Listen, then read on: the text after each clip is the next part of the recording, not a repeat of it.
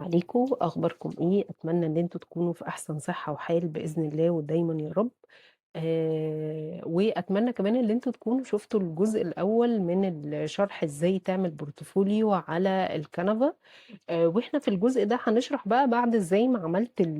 البورتفوليو بتاعك، فأنت محتاج إن أنت تبعت البورتفوليو ده في صيغ مختلفة، سواء في شكل PDF عايز تعمله في PowerPoint، عايز كمان أو ممكن تعمل share للprofile في صورة link، إن هو ممكن حد بيتواصل معاك مثلًا عايز إن هو بدل ما يفتح حاجة من الواتساب ويحمّلها على التليفون عنده ويرجع يمسحها، لأ إن هو يبقى link بمنتهى البساطة يدخل عليه يcheck الprofile، ما يعملش ضغط على التليفون عنده. فإحنا هنيجي على كلمة share اللي موجودة فوق اللي أنا واقفة عليها بالcursor ده، ونيجي نعمل عليها click، فهنلاقي هنا كلمة download دي هنيجي برضه عاملين عليها click، فهتلاقي صيغ مختلفة. أولهم الPDF standard، وده أنا I do recommend، يعني ده أكتر حاجة أنا بارشحها إن أنت تعملها، وهو حتى كاتب لك جنبها suggested، ده هو كمان مقترح إن أنت ت ت تنزّله بالصيغة ديّة، لأن هي دي الصيغة المتداولة والمتعارفة. لو أنت بتبعته بإيميل أو بتبعته لأي حاجة، ده بيبقى شكلها professional وكويسة. طبعًا صيغة الlink دي برضه زي ما أنا قُلت لك ليها استخداماتها، وممكن كمان تحط الlink نفسه كمان على الCV لو أنت بتقدّمه لحد فيقدر يكليك عليه ويقدر إن هو يدخل على الportfolio بتاعك. فأدي الصيغ بقى المتوفرة، أول حاجة الPDF standard، فأنا الpages بقى ممكن يعمل select all، يا إما لو في pages معيّنة عايزة أعمل لها exclusion مثلًا أو عايزة أتجنبها فأنا باختارها، أو اللي أنا باختار pages، يعني باختار كل الpages أو باختار pages بعينها، اللي أنا مثلًا عايزة رقم 4 و5 و6 وآجي أعمل done، أو أنا هاختارهم كلّهم وآجي عامل done. أوكي، وبعد كده بعد ما أعمل done هيعمل download معايا على طول، تمام. دي أول حاجة في الPDF standard. الPDF print بقى ده أنا مش محتاجها في حاجة، لإن أنا مش هاودّي الفايل للطباعة، دي إحنا بنستخدمها بس في حالة الطباعة. الصيغة اللي بعد كده هي الPPTX أو صيغة الPowerPoint للMicrosoft PowerPoint، دي لو أنا عايزة أنزّلها في شكل presentation. MP4 ما أعتقدش إن أنت هتحتاج تعملها بفيديو، JPG دي تنزّلها صور، PNG نفس الكلام الquality بتاعتها بتبقى أعلى شوية، CF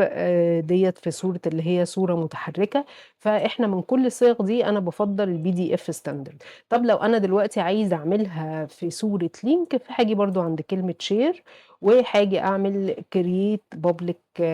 public link وآجي دايس عليها، وه ح ح هاخد الlink اللي هو عمل لي generation أو اللي هو ولّده لي ده، وهاجي عامل عليه copy. ولو جينا دخلنا أهو حتى على الجوجل وعملنا الlink copy paste، هنلاقيه بمنتهى السهولة اللي في الدنيا فتح لنا البورتفوليو، وتقدر تكليك ناحية اليمين علشان تعمل الslides اللي إحنا عملناها، وده تقدر تاخده copy وتبعته لأي حد لو أنت عايز تخلّيه في صورة link. باعرض sample أو نموذج من حد عارض بورتفوليو بتاعه على موقع اسمه behance. واللي ما يعرفش موقع behance ده، لو أنت graphic designer أو أنت video editor أو لو أنت حتى digital marketer، أنت social media specialist، أيًا كان التخصُّص بتاعك اللي بيتطلّب منّه إن أنت تعرض samples أو نماذج من الشغل بتاعك للعُملا، ده website اسمه behance، ممكن بترفع عليه أو تعمل uploading للشغل بتاعك وتبتدي تعرضه على العُملا، وكمان عُملا كتير بيخشّوا يعملوا head hunt أو بيخشّوا بيختاروا ناس ويختاروا كفاءات على حسب نماذج الأعمال، تمام. فده خلّينا كده نستعرض الportfolio ده simple أوي، وعجبني إن هو ما فيهوش ألوان كتير، فيه كل تقريبًا الشرح قريب أوي من شرح الtemplate اللي أنا كنت شرحتها لكم اللي أنت إزاي تعمله، بس خلّيه كده ونشوفه وهو إيه متقفّل ونشوفه وهو كده كامل. ده أول حاجة زي ما إحنا شايفين الcover page، وده زي ما إحنا قُلنا برضه تحُط introduction، تحُط الbio بتاعك، تحُط brief على أنت بتعمل إيه الskills اللي عندك، تحُط طبعًا الcourses هي كاتب دراسته، كاتب الapplications اللي هو بيعرف يستخدمها CapCut وCanva وAdobe Photoshop وAdobe After Effects. طبعًا أنت بتcustomize أو بتخصّصه على حسب الskills وعلى حسب الsoftware اللي أنت بتعرف تستخدمها، وزي ما أنا قُلت لك لازم تكون في مصداقية، يكون عندك credibility. بلاش إن أنت exaggerate أو إن أنت تبالغ في الskills اللي عندك، دي بتتعرف وبعد كده بتطلب منك حاجات بعد كده وعلى أساسها بيبتدي يقيّم شغلك، فمن الأول خلّيك صادق في أي حاجة أنت بتعرف تعملها وحُطّها بجد. تمام، دي الexperience بتاعته اشتغل فين، وعلى الsocial design social media designs دي برضه حاطط projects من اللي اشتغل عليها samples منها، وعلى الprint media design برضه هو كان الحاجات اللي هي عملها في موضوع الطباعة، برضه هنا على أوتيل اشتغل reservation information برضه دي حاجات كانت خاصة بالطباعة. تمام، فهو عارض الشغل بطريقة بسيطة جدًا وبطريقة مُريحة للعين وبطريقة منظمة. تمام،